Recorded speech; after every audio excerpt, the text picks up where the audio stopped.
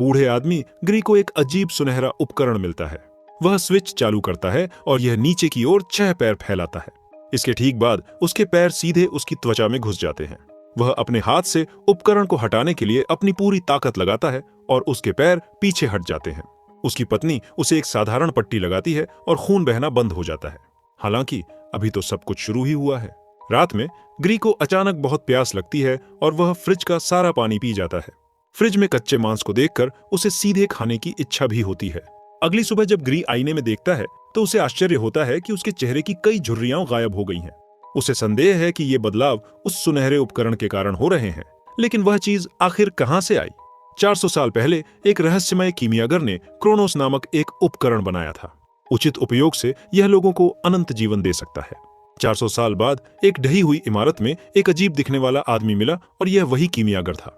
मलबे से उसकी छाती में छेद हो गया और जल्द ही उसकी मौत हो गई। इसके बाद कीमियागर के निजी सामान कई तरह से एंटीक मार्केट में चले गए। कुछ दिन पहले एंटीक डीलर ग्रीड ने एक नीलामी घर से एक परी की मूर्ति खरीदी। हमेशा की तरह उसने इसे अपनी एंटीक शॉप में ऊंची कीमत पर बिक्री के लिए रखा। इस दिन ग्री ने परी की मूर्ति से कॉकरोच रेंगते हुए पाए। करीब से निरीक्षण करने पर उसे पता चला कि मूर्ति का आधार खोखला है। इसलिए उसने आधार खोला और क्रोनोस डिवाइस पाया। उसके बाद वह डिवाइस से घायल हो गया और वह इसके साथ जवान हो गया। इस बीच गार्डिया नाम का एक अरबपति भी इसकी तलाश कर रहा है। वह इसे 40 साल से ढूंढ रहा है। गार्डिया को पता चलता है कि ग्री की दुकान पर देवदूत की मूर्ति बिक रही है, इसलिए वह अपने भतीजे रॉन को इसे खरीदने के लिए भेजता है। अगले दिन जब ग्री काम पर आता है तो वह पाता है कि उसकी प्राचीन वस्तुओं की दुकान को बहुत नुकसान पहुंचाया गया है। यह खरीदार का उससे बदला है, क्योंकि क्रोनोस डिवाइस को पहले ही मूर्ति से निकाल लिया गया है। गार्डिया बूढ़ा हो चुका है, उसका शरीर कमजोर होता जा रहा है। अनंत जीवन पाने के लिए गार्डिया ग्री को अपने घर आमंत्रित करता है। वह ग्री के साथ एक सौदा करने का इरादा रखता है। गार्डिया कीमियागर के नोट्स निकालता है और ग्री को क्रोनोस डिवाइस की उत्पत्ति के बारे में बताता है। पता चलता है कि डिवाइस के अंदर एक रहस्यमयी कीट कैद है। जब कीट पर्याप्त रक्त चूसता है तो वह एक शक्तिशाली पदार्थ छोड़ता है जो इसके उपयोगकर्ता को फिर से जीवंत कर देता है। क्रोनोस डिवाइस का उचित तरीके से उपयोग किया जाना चाहिए, अन्यथा अकल्पनीय परिणाम होंगे। गार्डिया आगे कहते हैं कि अगर ग्री उन्हें डिवाइस दे तो वह अपनी आधी संपत्ति साझा करने को तैयार हैं। ग्री ने उनके प्रस्ताव को अस्वीकार कर दिया। घर वापस आकर ग्री ने फिर से क्रोनोस डिवाइस का उपयोग किया। वह पहले से ही इसका आदी था। फिर उसने पाया कि डिवाइस ने उसके शरीर पर जो घाव छोड़े थे वे 1 मिनट से भी कम समय में ठीक हो गए, जिसका अर्थ है कि उसका शरीर जवान हो रहा है। हालांकि गार्डिया सही था कि क्रोनोस डिवाइस का उपयोग करने के दुष्प्रभाव होते हैं। अगले दिन ग्री और उसकी पत्नी एक नए साल की पूर्व संध्या पार्टी में भाग ले रहे हैं और सब कुछ बहुत अच्छा चल रहा है।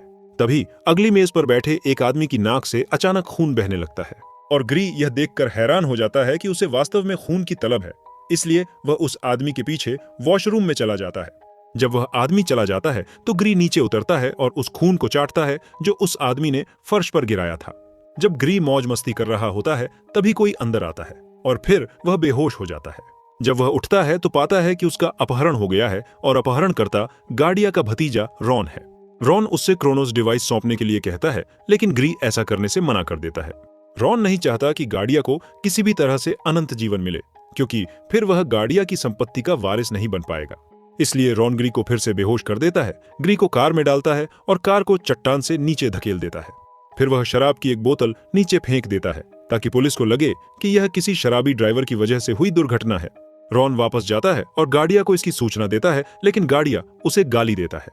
गार्डिया समझाता है कि जिसने भी क्रोनोस डिवाइस का इस्तेमाल किया है उसे तब तक पुनर्जीवित किया जाएगा जब तक कि उसके दिल में छेद न हो जाए। बाद में ग्री का शव मिलता है।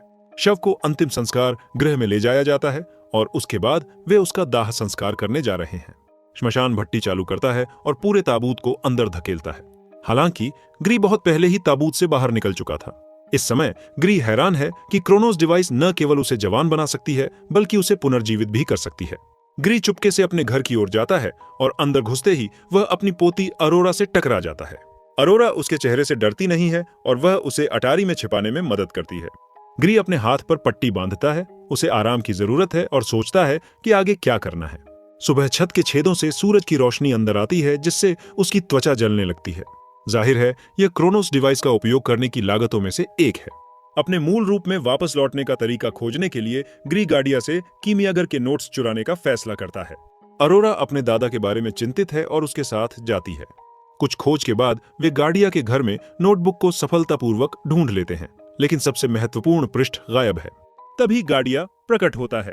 यह पता चलता है कि वह जानता था कि ग्री आएगा, इसलिए उसने उस पृष्ठ को नष्ट कर दिया। ग्री गार्डिया से विनती करता है कि वह उसे असली इंसान में वापस लौटने का तरीका बताए, लेकिन गार्डिया उसकी त्वचा को चीर देता है और उसकी सड़ी हुई त्वचा के नीचे एक नई पीली त्वचा होती है जो अमरता का संकेत है। ग्री घबरा जाता है। वह खून चूसने वाला राक्षस नहीं बनना चाहता। गार्डिया कहता है कि वह उसे समाधान बताएगा, लेकिन पहले उसे क्रोनोस डिवाइस सौंपना होगा।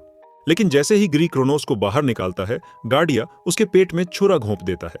फिर गार्डिया उसे जमीन पर गिरा देता है और उसके दिल पर निशाना साधता है। महत्वपूर्ण क्षण में अरोरा प्रकट होती है और ग्री को बचाती है, और तभी रॉन दौड़कर आता है। वह गार्डिया को जमीन पर पाता है, लेकिन उसे बचाने के बजाय रॉन अपने पैर से उसका गला कुचल देता है, और अब रॉन आखिरकार गार्डिया की संपत्ति का वारिस बन सकता है। और जब कोई व्यक्ति बहुत बड़ी दौलत का मालिक होता है, तो अगली चीज जो वह सबसे ज्यादा चाहता है वह है हमेशा के लिए जीना। रॉन ग्री को पकड़ता है, जो स्पष्ट रूप से उसका मुकाबला नहीं कर सकता। ग्री पहले अरोरा को जाने देता है, फिर वह रॉन को पकड़ता है और उसके साथ कूद जाता है। थोड़ी देर बाद ग्री वापस जिंदा हो जाता है और पाता है कि खून की उसकी लालसा और भी बढ़ गई है।